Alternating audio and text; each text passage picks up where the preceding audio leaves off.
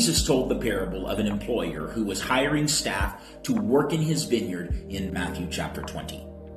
This man first went out early in the morning and agreed with a group of people, evidently in search of work to earn a common laborer's wage for their efforts on his land. About 9 o'clock in the morning, he went out and found some whom various translations of the Bible describe as idle.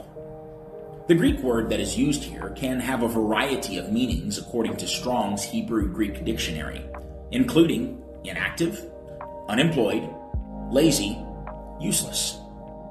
The most likely definition in this context is that they were unemployed, though the criticism of the master of the vineyard also implies that their unemployed condition was not commendable, so broadening the scope of this definition to the other potential translations of inactive, lazy, useless are really not a stretch.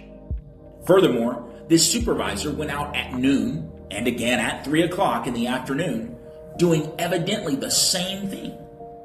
At 5 o'clock that evening, this exasperated boss criticized yet another group for standing idle all day, and he instructed them to get to work in his vineyard.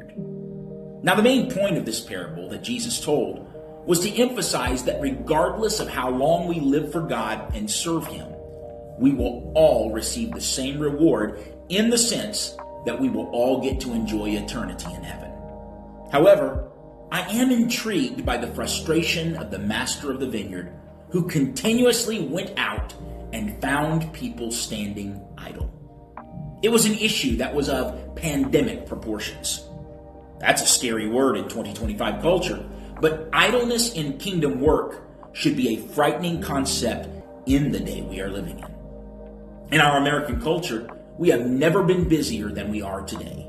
But the question is, with what? In the parable of the sower in Matthew chapter 13, Mark chapter 4, and Luke chapter 8, Jesus contrasted the good ground with the seed among thorns.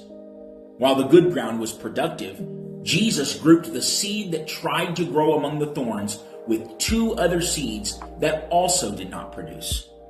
But the interesting part is that Jesus clearly identified the thorns as materialism, pleasure, and worries, which I believe refers to the day-to-day busyness of life. That busyness hinders our ability to be spiritually productive, and the only answer is to eradicate the thorns. To this audience today, I fear that our busyness with life has made us idle in kingdom work. Jesus was very clear in his teachings that his mission and our mission was reaching the world with the gospel. But our busyness tends to choke out our fruitfulness and thus makes us idle in kingdom work. Today, I want to encourage you to clear your life of the thorns of busyness and dive deep into various aspects of kingdom work.